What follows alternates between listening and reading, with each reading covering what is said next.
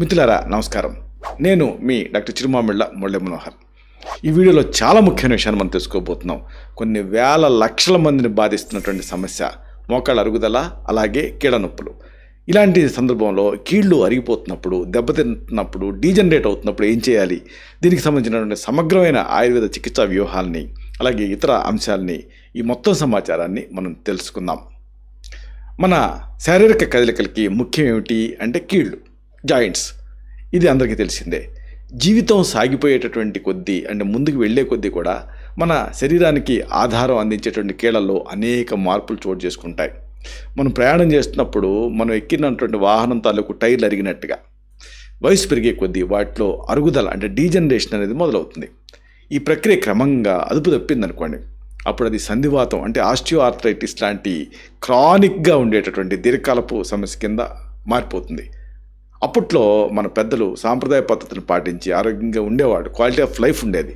కానీ ఈ modern day life స్టైల్లో, ఆధునిక జీవన శైలిలో మన శరీరానికి తగినంత శ్రమ ఇవ్వటం లేదు మనం.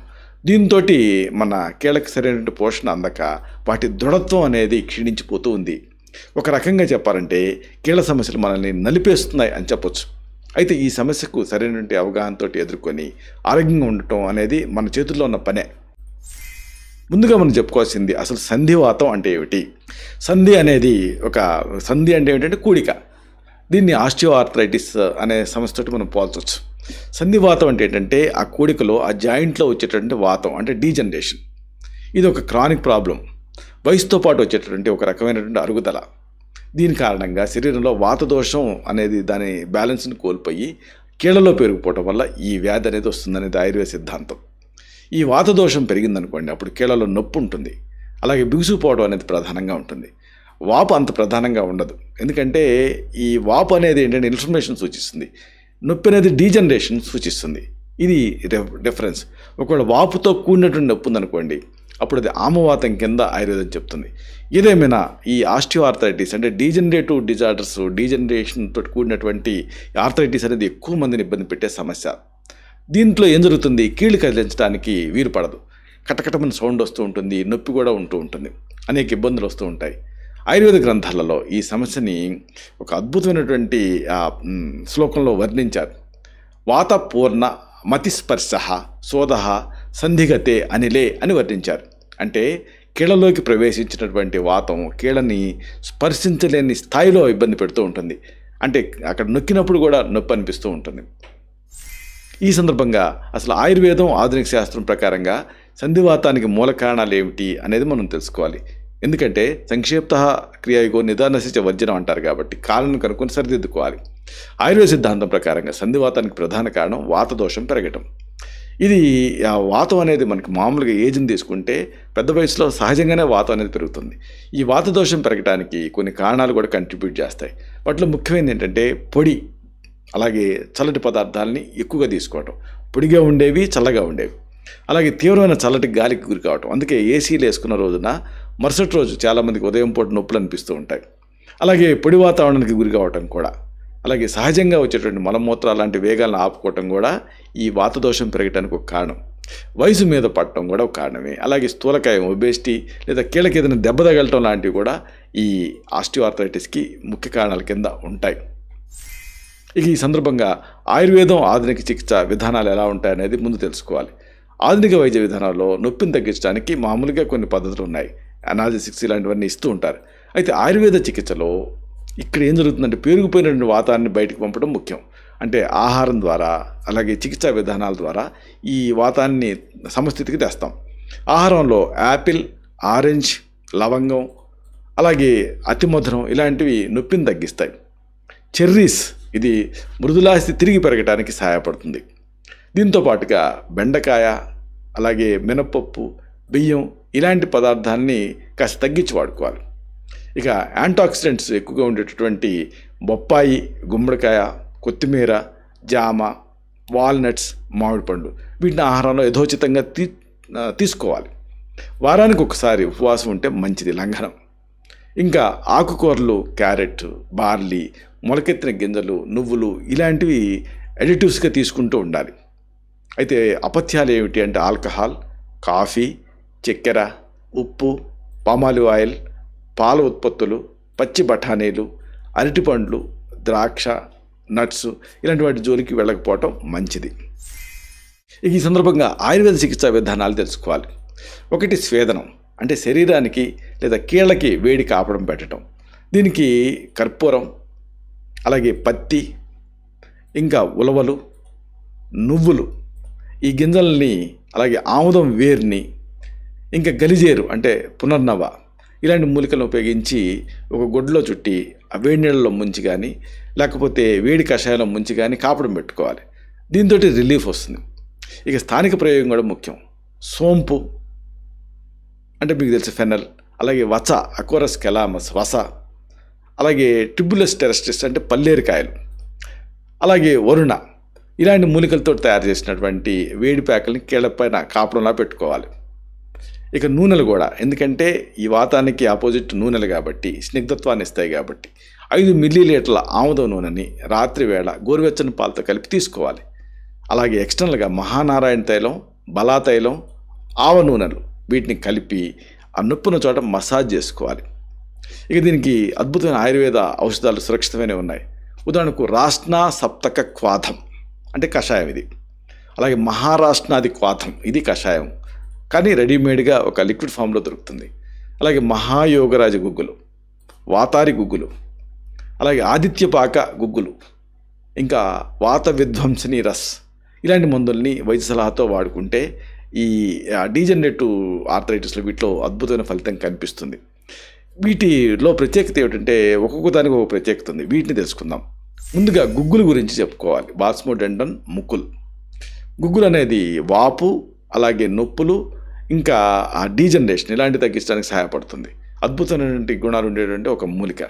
ఇది నిర్యాసం, సాధారణంగా గుళికల రూపంలో ఇది దొరుకుతుంది, పొడి రూపంలో కూడా తీసుకోవచ్చు. ఇది వాతదోషాన్ని సమతుల్యం చేస్తూ కీళ్ళ నొప్పిని, వాపును తగ్గించడానికి సహాయపడుతుంది. ఊబకాయాన్ని తగ్గించడానికి, శరీరంలో పెరిగిపోయిన కొవ్వును తగ్గించడానికి కూడా ఇది సహాయపడుతుంది. దీన్ని వైద్య సలహాతోటి సరైన మోతాదులో తీసుకోవచ్చు. తర్వాత చెప్పుకోవాల్సింది సెల్లకి, బోస్వెల్లా సెరేటా. ఇది ఆయుర్వేదంలో చాలా ప్రాచుర్యం పొందినటువంటి ఒక మూలిక. దీంట్లో ఉండేటటువంటి బోస్ఫెలిక్ యాసిడ్ అనేది ఆ వాపును తగ్గించడానికి సహాయపడుతుంది. కీళ్ళలో వచ్చే వాపును కానీ, డీజనరేషన్ కానీ, ఆ స్పాసిటీ, బిగుసుపోవడం ఇలాంటి నొప్పులు ఇలాంటి వాటికి ఈ మూలికలతో తయారు చేసినటువంటి మందుల్ని ఉపయోగిస్తాం. ఇది ఆర్థరైటిస్కి సంబంధించి వాపును తగ్గిస్తూ కీళ్ళ కలికలను పెంచడానికి సహాయపడుతుంది. వావిలి, నిర్గుండి, వైటెక్స్ నిగుండో ఈ సంధివాతం ట్రీట్మెంట్లో చాలా ముఖ్యమైనది ఇది. నిర్గుండి ఆకుల్ని వేడి చేసి నొప్పిన చోట ఆ కీళ్ళపైన కాపడం పెట్టుకుంటే వాపు, నొప్పి తగ్గుతాయి. అలాగే నిర్గుండి ఆకుల పొడిని అంటే వావిలి ఆకుల పొడిని ఆముదంతో కలిపి పేస్ట్లా తయారు చేసి కీళ్ళపైన లేపనంలాగా రాసుకుంటే కూడా ఆ ఫలితం అనేది అద్భుతంగా ఉంటుంది. బిగదీసిపోవడం అనేది తగ్గుతుంది. కండాల నొప్పులకు కూడా ఇది ఉపయోగపడుతుంది. అందుకే ప్రసవించిన తర్వాత ఆ సూతికా వాతంలో వాటిల్లో ఆ నొప్పులు తగ్గడానికి కూడా మన పెద్దవాళ్ళు దీన్ని వాడుతూనే ఉన్నారు అనాదిగా. తర్వాత చెప్పుకోవాల్సింది శిలాజిత్ గురించి. పర్వతాల మధ్య లభించే ఒక రకమైన ఖనిజం ఇది. ఇది వాతదోషాన్ని అదుపులోకి తీసుకొస్తూ వాపుని, నొప్పిని తగ్గిస్తుంది. శిలాజిత్లో ఉండేటువంటి యాంటాక్సిడెంట్ గుణాలు కీళ్ళలో వచ్చే అరుగుదలని నివారిస్తాయి. దీన్ని సాధారణంగా పొడి లేదా గుళికల రూపంలో పాలతో కానీ, గోరువెచ్చని నీళ్ళతో కానీ కలిపి తీసుకోవచ్చు. తర్వాత మనం చెప్పుకోవాల్సింది రాస్నా, ప్రూచియా లాన్సిలేటా.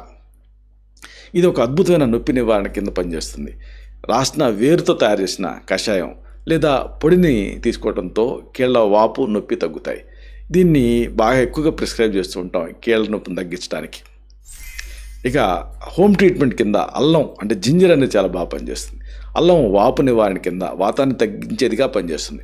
పచ్చి అల్లం రసం లేదా సొంటి కొమ్మల పొడి దీన్ని ఆహారంలో చేర్చుకుంటే ఈ కీళ్ళ నొప్పి తగ్గుతుంది.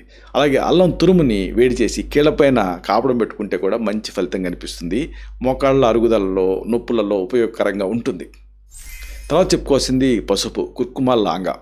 పసుపులో ఉండే కుర్కుమిన్ అనే పదార్థం బలమైన యాంటీ ఇన్ఫ్లమేటరీ, యాంటాక్సిడెంట్ కింద పనిచేస్తూ నొప్పులు తగ్గిస్తుంది. ప్రధానంగా సంధివాతం అంటే డీజనరేటివ్ ఆర్థరైటిస్లో ఇది ఉపయోగపడుతుంది. గోరువెచ్చని పాలలో పసుపుని ఒక 1/4 టీ స్పూన్ నుంచి 1/2 టీ స్పూన్ కలుపుకొని తాగితే వాపు, నొప్పి తగ్గుతాయి. తర్వాత చెప్పుకోవాల్సింది కలబంద గురించి. అలోవెరా. కలబంద రసంలో వాపును తగ్గించే గుణాలు ఉన్నాయి. కలబంద గుజ్జుని కీళ్ళపైన నేరుగా రాసుకోవటం వల్ల నొప్పి, వాపు తగ్గుతాయి. కొన్నిసార్లు దీన్ని లోపలికి కూడా తీసుకోవచ్చు. ఇక తర్వాత మునగ గురించి చెప్పుకోవాలి. చాలామందికి తెలియదు. మురింగ ఒలిఫెరా. మునగ బెరడ్ని పొడి చేసి ఆముదంతో కలిపి పేస్ట్ లాగా తయారు చేసి నొప్పి ఉన్న కీళ్ళపైన మసాజ్ చేసుకుంటే అమితమైనటువంటి ఫలితం కనిపిస్తుంది. చాలా ప్రయోజనకరంగా ఉంటుంది. మునగ ఆకుల్లో కాయల్లో కూడా కీళ్ళ ఆరోగ్యానికి అవసరమైనటువంటి పోషకాలు పుష్కలంగా లభిస్తాయి. ఫైనల్గా జీవనశైలిలో మార్పులు జాగ్రత్తల గురించి చెప్పుకోవాలి. సంధివాతానికి కేవలం మూలికలు వాడితే సరిపోదు. వాటితో పాటుగా ముఖ్యంగా జీవనశైలిని పాటించడం చాలా అవసరం. బరువు తగ్గించడం అన్నిటికంటే ముఖ్యం. కీళ్ళపైన భారం పడకుండా ఉండటానికి అధిక బరువును తగ్గించుకోవాలి. క్రమం తప్పకుండా ఎక్సర్సైజ్ చేయడం మరొక కీలకమైన అంశం. కీళ్ళపైన భారం పడని ఈత, సైక్లింగ్ ఇలాంటి వ్యాయామాలని రోజువారీ జీవితంలో చేర్చుకోవాలి. అలాగే కొన్ని యోగాసనాల వల్ల కూడా కీళ్ళలో బలం పెరుగుతుంది. అన్నిటికీ మించి ఆహారపు అలవాట్లు కూడా ముఖ్యం. వేడిగా తాజాగా వండిన భోజనాన్ని తీసుకుంటూ ఉండాలి. నెయ్యి, నూనెలు ఇలాంటి వాటిని వాడుకుంటూ ఉండాలి మితంగా. వేపుడు కూరలు కారంగా ఉండేవి, బాగా నూనెలో ఫ్రై చేసిన పదార్థాలు తగ్గించాలి. చల్లటి పదార్థాలు, చల్లటి పానీయాలకి దూరంగా ఉండాలి. ముగింపుగా ఒక ముఖ్యమైన మాటను మీకు మనవి చేయాలి. సంధివాతం అనేది వృద్ధాప్యపు సమస్య అనుకుంటూ ఉంటారు, కానీ ఇది జీవనశైలి లోపాలతో కూడా వస్తుంది. అందువల్ల సరైనటువంటి జీవనశైలితో, ఆహారపు అలవాట్లతో, వ్యాయామాలతోటి సంధివాతాన్ని ఎదుర్కోవచ్చు, నివారించవచ్చు. దీంతోపాటు ఆయుర్వేదం, ఆధునిక శాస్త్రం రెండిట్లో ఉండేటువంటి మార్గాలను అనుసరిస్తే ఈ సమస్యను చాలా సమర్థవంతంగా ఎదుర్కొని ఆరోగ్యంగా ఉండొచ్చు. ఇలాంటి మరిన్ని ఇన్ఫర్మేటివ్ వీడియోస్ కోసం ఈ ఛానల్ సబ్స్క్రైబ్ చేసుకోండి. అలాగే ఈ వీడియోలో అప్లోడ్ అవ్వడంతోనే ఆ విషయం మీకు తెలియాలనుకుంటే బెల్ బటన్ క్లిక్ చేయండి. అప్పుడు మీకు ఒక నోటిఫికేషన్ వస్తుంది. ఆ నోటిఫికేషన్ క్లిక్ చేస్తే ఆ వీడియోని మిస్ కాకుండా చూడగలుగుతారు. అలాగే ఈ వీడియో మీకు నచ్చితే లైక్ చేయండి. అప్పుడు ఇది మరింత ఎక్కువ మందికి రికమెండ్ అవుతుంది. ఈ వీడియో తాలూకు పర్పస్ సర్వ్ అవుతుంది. అంటే అందరికీ ఆరోగ్యం అన్న మన అభిలాష, మన ఆకాంక్ష నెరవేరుతాయి. శతం జీవ శరదో వర్ధమానః, శతం హేమంతాన్ శతం వసంతాన్. 100 శరత్తులు, 100 హేమంతాలు, 100 వసంతాలు వర్ధిల్లుతూ జీవించండి. Stay healthy, stay happy, be positive, keep smiling. Love you all. శుభం.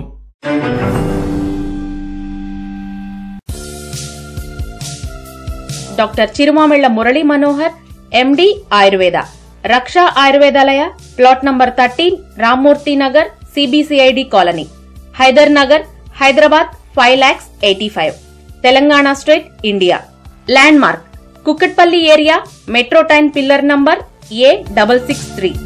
Email muralymanohar2008@gmail.com. Website address www.muralymanohar.com. Phone numbers 9246575510, 9177445454.